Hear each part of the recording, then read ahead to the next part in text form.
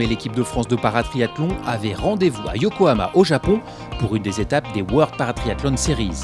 Nicolas Becker, l'entraîneur national, nous explique les enjeux de la course. C'est le niveau le plus haut qu'on peut atteindre à part le championnat du monde. Donc c'est une course qui est déterminante pour la sélection au championnat d'Europe, qui est le premier objectif de la saison. Geoffrey Vercy, Alexandre Pavisa, Maxime Morel et Gladys Lemoussu ont fait le déplacement au Pays du Soleil Levant pour représenter le drapeau tricolore dans chacune de leurs catégories respectives. Gladys Lemoussu, médaillée de bronze aux Jeux paralympiques de Rio, reprenait à Yokohama le chemin des courses internationales après une pause hivernale. C'est vrai que cette première course de la saison, ça va me permettre plus d'être une course de réglage. On n'est pas beaucoup de concurrentes là dans ma catégorie.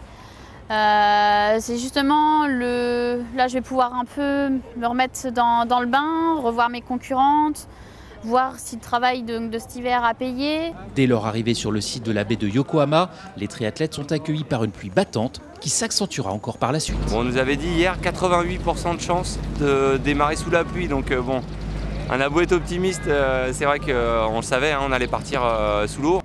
Le paratriathlon est un sport exigeant où la préparation du matériel et l'anticipation sont indispensables pour réussir les transitions entre les disciplines. Il faut faire le minimum de gestes possible pour enfiler ses affaires le plus rapidement. Alors après, il faut disposer à sa guise.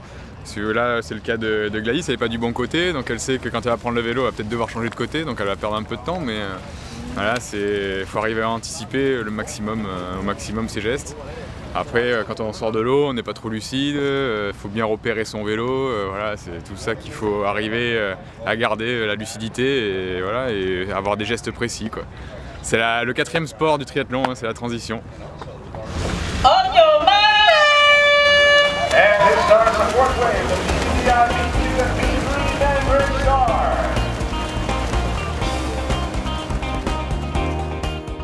Maxime Morel sort deuxième de la natation et réussit une transition rapide.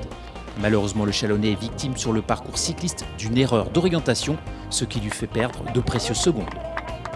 Gladys souffre en vélo, puis en course, mais ne lâche rien. Malgré une douleur au pied, Geoffrey bataille pour maintenir son rythme.